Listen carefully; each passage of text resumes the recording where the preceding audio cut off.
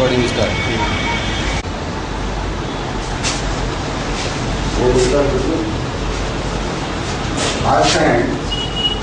आज हम आर्टिकल्स पढ़ेंगे।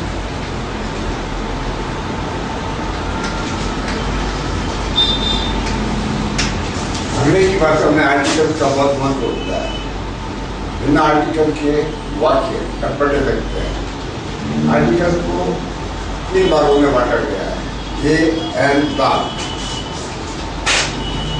ये एंड द, इनमें से ए और एन, इन दोनों को कहते हैं इंडेफिनिट आर्टिकल्स।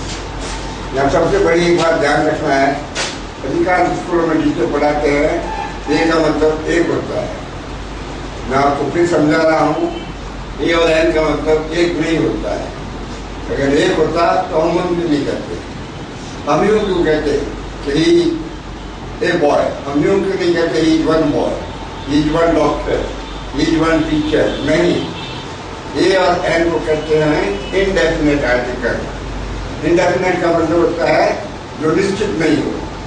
इसकी हिंदी होती है कोई एक। इंग्लिश टू इंग्लिश इसका अर्थ होता है ए और N means not one, any one. इसे ध्यान रखेंगे। वो ए और एन का क्या होता है? Any one. एनी वन का मतलब क्या होता है? कोई एक। और हिंदी में कोई एक किसको कहोगे? जिसको आप नहीं जानते हो। यदि आपके फादर आएंगे और पूछेंगे कौन है, आप कहोगे सर मेरे पापा है, सर मेरी सिस्टर है। लेकिन एक आदमी आता है, आपको पूछते हैं कौन आया, आप पहले अज्ञानी की तरह कहोगे एक आदमी आया है। फिर हम पूछेंगे कौन आदमी आया है, तो पता नहीं कोई एक। वो जो पता नहीं कोई एक, उसकी अंग्रेजी होती है ए या एन। इसीलिए इसको इंडेफिनिट आर्टिकल कहते हैं। इसका कंडीशन जो ये है, इंग्लिश में समझाते हैं तो इसके लिए आता है काउंटेबल एंड सिंगुलर नाउन। वही बात ध्यान में रखनी है, कोई भी संख्या जिसकी गिनती की जा सकती हो और जो गिनने में एक होगा, कोई उसके पहले इंडेफिनिट आर्टिकल ए या एन आएगा। जिस नाउन की गिनती नहीं हो उसमें ए एन नहीं आएगा। आप पेपर में देखते हैं, आप प्रश्न पूछते हैं, fill in the blanks with a an और the, put cross if not necessary. जो काउंटेबल नहीं है उनमें सब में क्रॉस आ जाएगा। जैसे मिल्क है, क्या गिनती कर सकते हो? नहीं, हाथ तौर पे मिलता है। जैसे वाटर, जैसे राइस, जैसे व्हीट, जैसे मिल्क, जैसे टी, जैसे कॉफी। तो कहने का मतलब ये है कि जिस किसी संख्या की गिनती नहीं की जा सकती है उसके पहले ना ए आएगा ना एन आएगा। अगर वो कहता है fill in the blank with a और एन, तो इनके सबसे पहले क्रॉस आ जाएगा। ध्यान देने की बात है, ए और एन कहाँ आएगा? केवल उस संख्या के पहले आएगा जिसकी गिनती की जा सकती हो और जब वो संख्या गिनने में केवल एक हो। फिर ध्यान रखना है, अधिकांश टीचर इतना ही पढ़ाते हैं, अधिकांश पासबुकों में इतना लिखा होता है।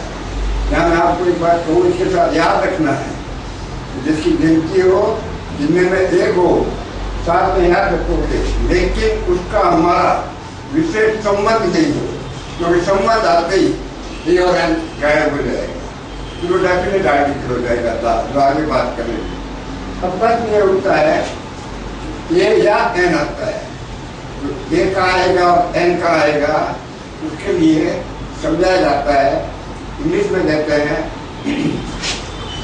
जिस शब्द का प्रोनाउंसिएशन वोवल से होता है।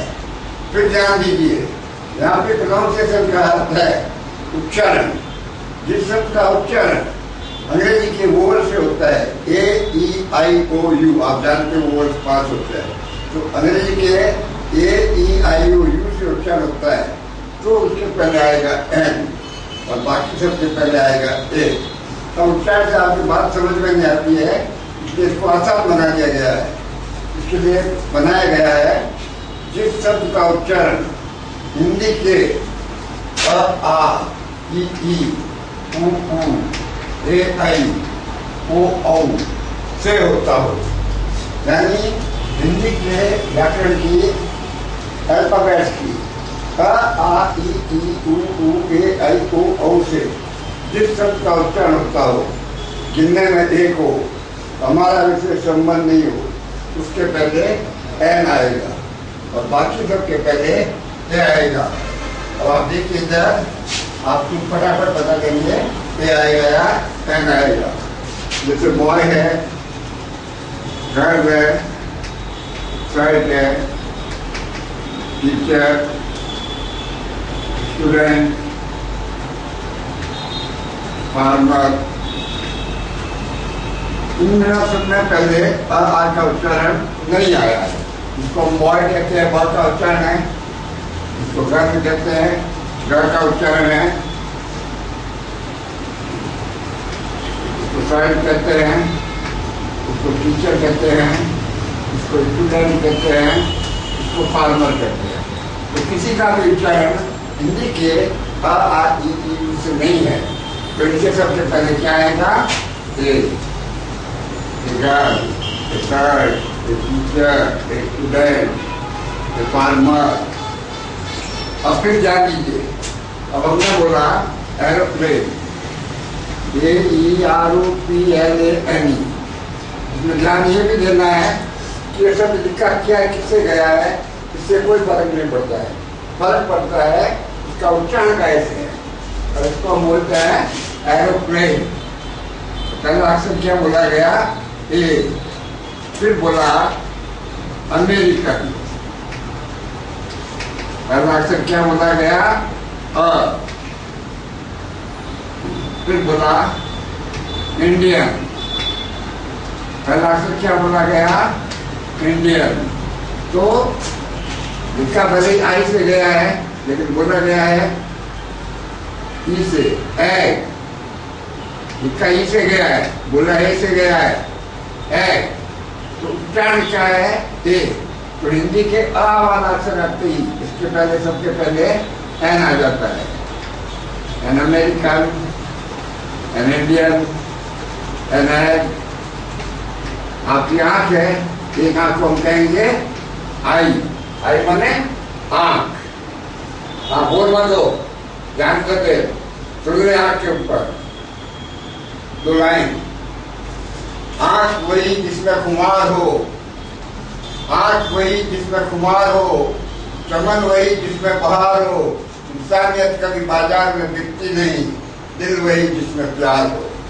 तो जिसका उच्चारण आ ई उ ए आई ओ से होता है, उसके पहले एन आता है। लिखा हुआ किसी से भी हो सकता है।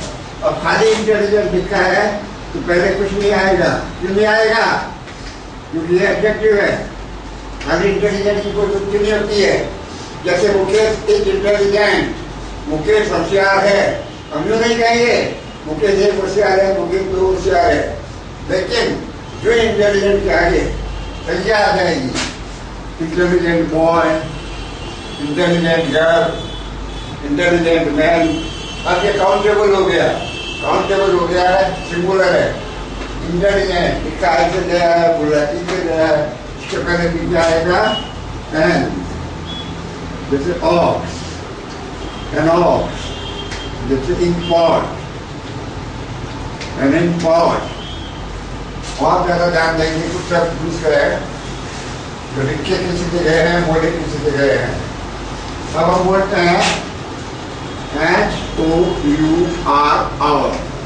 इसको हम आवर नहीं बोलते हैं, इसको आवर बोलते हैं। फर्क है 2.5 आवर्स। तो आवर मीन्स घंटा। तो 1 घंटा है तो हम क्या कहेंगे? An hour. ये बड़ी एस इसमें साइलेंट है, ये बोला वो से जाता है। खाली ऑनेस्ट है, कुछ नहीं आएगा, एडजेक्टिव है। ईमानदार, ईमानदार से कोई मतलब नहीं है। ईमानदार क्या की संज्ञा आनी चाहिए। Honest boy, honest girl, honourable man, honest man, इसमें भी एक साइलेंट है, इसको भी ऑनेस्ट बोलते हैं। इसके पहले क्या आया है, जैसे ऑनरेबल मैन, ऑनरेबल माने सम्मानित, आदरणीय। तो ऑनरेबल मैन है, वुमेन है, लेडी है, तो इसका भी एस साइलेंट है, ये भी ओसे बोला जाता है। इसके पहले भी क्या आएगा, एन। लेकिन अगर होटल है तो इसको एस से बोला जाता है, एच ओ